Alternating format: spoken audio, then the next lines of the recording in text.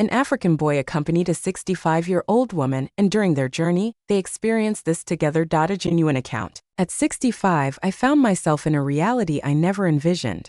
After years of familiar monotony and solitary nights, I resolved to embark on a journey, seizing one last opportunity to explore a realm I had only encountered in the pages of books. It was intended as a solitary journey to Morocco, a respite from the drudgery of widowhood. I had arranged the journey impulsively, propelled more by a desire for change than by bravery or inquisitiveness. The airport thrummed with the energy of countless strangers, yet in that moment, I felt an overwhelming sense of invisibility. Everything shifted the moment I laid eyes on him. He assisted an elderly couple with their bags, his smile genuine and his energy effortlessly warm. In the hotel lobby, as I wrestled with my suitcase, he materialized beside me. "Do you require assistance, madam?" he inquired. His voice carried a serene quality, and his smile radiated authenticity. After a moment of uncertainty, I gave a slight nod. He introduced himself as Mensa, a 25-year-old hailing from Senegal. He possessed a certain charm that was hard to resist. It wasn't solely his appearance, captivating as it was, but rather the effortless grace he exuded. He occupied the room effortlessly, his mere existence commanding attention. The next morning, we found ourselves seated side by side on the tour bus. I had intended to immerse myself in the pages of my book, but he initiated a conversation. Initially, I responded with courteous replies, yet his inquisitiveness remained unintrusive. It was heartfelt. We conversed about literature, journeys, and the profound nature of silence, which can resonate more powerfully than the loudest noise. His laughter radiated warmth devoid of mockery. Upon revealing my status as a retired librarian, he did not respond with the usual chuckle that many young people tend to offer. He shared with me that his grandmother had nurtured him with books and tales, and that he harbored dreams of becoming a writer one day. There existed neither flirtation nor pretense, only a seamless flow of conversation. Yet, a long-dormant feeling awakened within me, one that had lain silent for years. It transcended mere desire. It was fundamentally about the experience of being truly observed, of being recognized in the depths of one's essence. As our tour paused at the outskirts of a desert town, he inquired if I would care to accompany him on a brief diversion from the planned itinerary.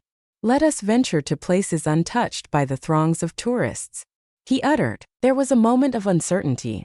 I was unfamiliar with him. Yet, the way he gazed at me with patience and respect made it seem devoid of any peril. It seemed to be a chance that could slip away forever. We boarded a shared taxi that whisked us away to a tranquil village, where dusty roads and sun-kissed buildings welcomed our arrival. The hotel was unassuming, and we reserved individual rooms. No inappropriate suggestions were made. He was adamant about assisting me with my bag as we ascended the stairs, and then inquired if I would care to accompany him for a stroll. As we meandered through the vibrant local market, he recounted cherished memories of his childhood, weaving tales of his grandmother's wisdom, her trials, and her unwavering strength. I revealed my own. The untimely passing of my husband, the hushed years that ensued. He absorbed every word, his undivided attention catching me off guard. As the evening unfolded on the rooftop terrace post-dinner, I turned to him and recognized a profound truth. I hadn't experienced this sense of vitality in years. As he extended his hand across the table, brushing against mine to underscore his words, a flutter of emotion stirred within me. I remained steadfast. I had no desire to. The following morning unfolded with the tantalizing aroma of spices wafting in through the open window. Mensa rapped softly on the door, inquiring if I would care to accompany him for breakfast in the courtyard. I acquiesced without a moment's pause. The echoes of our conversation from the previous night danced in my mind, and I found myself reluctant to let it conclude over mere bread and mint tea. He expressed a yearning to grasp the essence of others, to delve beyond mere acquaintance and truly comprehend their hearts, their missteps, and the unspoken depths of their silences. With a sense of intrigue, I found myself captivated, pulled further into the genuine essence he exuded so naturally. As we meandered through winding alleys and stepped into sun-drenched courtyards, he confided that he had never truly known his parents. His grandmother had nurtured him with a blend of discipline and affection, instilling in him the importance of respecting all individuals, regardless of their age or history. He expressed the frequency with which he experienced solitude amidst throngs, feeling misinterpreted by those around him due to his reserved demeanor. It reflected the solitude I had borne for years, yet never expressed.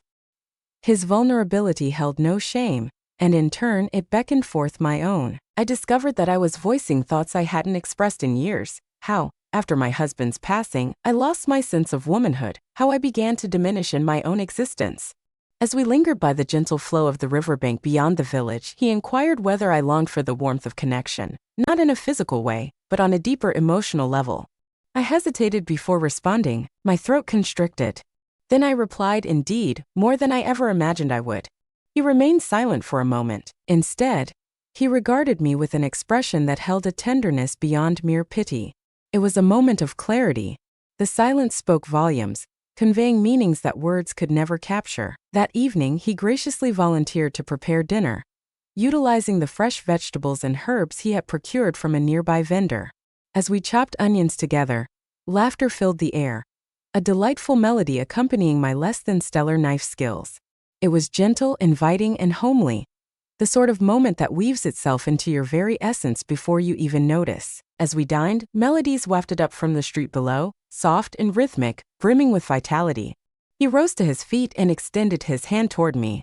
I chuckled and confessed that it had been decades since I last danced. He urged me, and I surrendered to his guidance, allowing him to take the lead in a languid, flawed dance on the terrace, beneath a canopy of stars, with laughter resonating from the neighboring houses. He embraced me gently with tenderness rather than strength. His hands conveyed strength, yet lacked any sense of ownership. The dance concluded, yet we lingered close, reluctant to part ways just yet. We stood near, our gazes entwined. His breath brushed against my cheek, and in that fleeting instant, the urge to lean in overwhelmed me. He certainly did, yet neither of us took that step. It was not a matter of hesitation. It was reverence. He tenderly swept a lock of hair away from my face and murmured, "You are beautiful, Margaret." My chest constricted. It had been such a long time since anyone had uttered those words to me that I had nearly lost the memory of their warmth. That night, I found myself awake, not consumed by desire, but enveloped in a serene ache, a sense of significance that had returned to me, a sensation I hadn't realized I had longed for so deeply. The following days unfolded like a dream from which I wished never to awaken. Mensa and I forged a deeper connection, not merely through our words, but in the very cadence of our interactions. We navigated the town as if we were meant to be there, attuning ourselves to one another's rhythms, knowing when to voice our thoughts and when to allow the quiet to convey our unspoken connection. I observed the manner in which he paused for my reactions prior to replying, how he refrained from interjecting, and how each of his words was carefully chosen. He observed details that escaped others, the way my hands quivered in moments of anxiety, the hesitation that lingered before I found the courage to speak when doubt clouded my mind. Long ago, I had persuaded myself that love at this stage of my life was merely an illusion, a relic of memories long faded into the past. Yet the gaze he cast upon me was devoid of both pity and fascination. It was imbued with a profound essence, a true authenticity. On the morning we wandered into a serene village garden, he uttered a remark that left me utterly astonished. "You have experienced life, Margaret, yet I doubt you have been cherished in the manner you truly deserve." Tears welled up in an instant, not due to his error but because of his undeniable truth. It had never been spoken, not even by my own lips. As dusk settled, the atmosphere transformed. He grew increasingly introspective, his demeanor softened into a contemplative silence. I inquired whether anything was amiss. He confessed, "I fear I might overstep with you, yet I cannot suppress my feelings."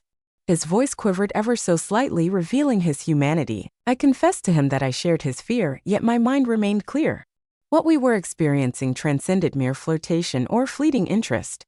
It possessed an essence of purity despite lacking a title. That evening, we lingered in quietude for what felt like an eternity, our fingers grazing each other, yet remaining untouched in any other way. At last I leaned in closer, my hand gently finding its way to his face as I inquired if he would bestow a kiss upon me. His eyes revealed an unwavering certainty. The pace was unhurried, tender, and full of reverence. Everything about it seemed perfectly right. Indeed, it marked the first occasion in many years that everything seemed to align perfectly. It transcended mere desire. It was a profound bond, a sense of being selected, of being embraced in a fleeting instant that disregarded the constraints of time and the weight of scrutiny. The following morning, I anticipated that shame or doubt would seep in, yet it remained absent. He prepared the tea, carried it to me, and we settled in silence on the balcony, observing the sun as it ascended in the sky. He remarked that I appeared serene. I expressed to him that his actions evoked those feelings within me. Yet, in the recesses of my thoughts, the weight of reality began to encroach. We were not meant to linger in this place for eternity. This bubble is destined to burst. I began to ponder the significance of it all, the opinions of others, and the narrative I would weave for myself upon my return home. Mensa perceived the change within me and softly remarked, "Let us not tarnish the elegance of this moment by succumbing to haste and fear." In that fleeting instant, I made an effort to truly listen. Yet deep down, I was aware that the outside world would never grasp the reality of it all. They would perceive scandal in the midst of honesty and betrayal where healing was taking place. The weight of that truth started to take hold. I found myself in the midst of something remarkable, yet I had also traversed a boundary that was irrevocably set. The journey concluded more swiftly than I had hoped. On our final day together, silence spoke volumes through our shared glances, smiles heavy with meaning, and fleeting moments where words were unnecessary. Mensa lingered nearby, yet an unspoken change hung in the air, as if we were both silently bracing ourselves for the inevitable release. I had already secured my return flight, and he had obligations that drew him back to the car. In that fleeting moment, there existed no blueprint for the future, only the profound realization that an extraordinary connection had blossomed between us. We stood at the airport, awaiting my flight, acutely aware that this encounter had irrevocably altered our lives. He regarded me with an expression that was difficult to endure, a blend of tenderness, anguish, and undeniable strength all at once. "You provided me with a treasure I hadn't realized I was seeking." He expressed a desire to reply with words that were poetic, something deserving of the bond we had forged. Yet, all I could muster was the realization that you had reminded me of my own existence. That was the essence of the matter. Upon embarking on this journey, I found myself burdened solely by a profound sense of isolation.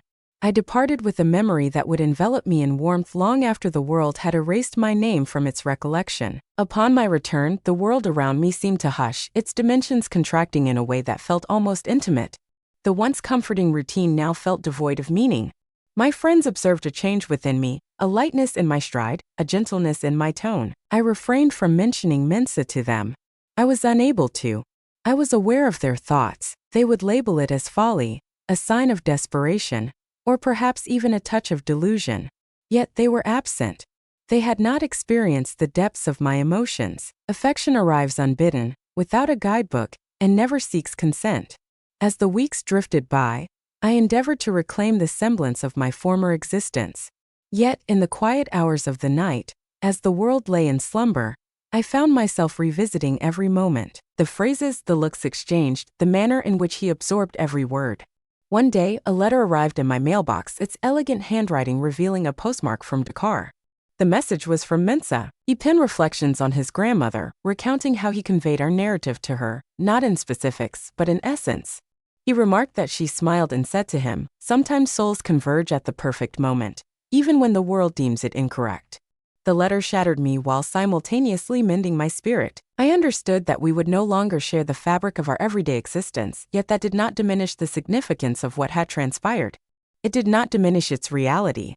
What we experienced was far from an error. It was a fleeting, dazzling flash of reality in a realm that frequently exchanges sincerity for solace.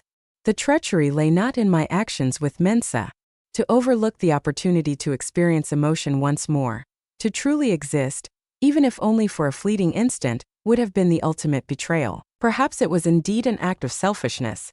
Yet, in this moment, I prioritized my own well-being, not as an act of defiance or folly, but from a profound, yearning desire to reconnect with the essence of being human. I hold that moment within me, softly, intimately, akin to a hidden fire that remains unquenched, impervious to the passage of time.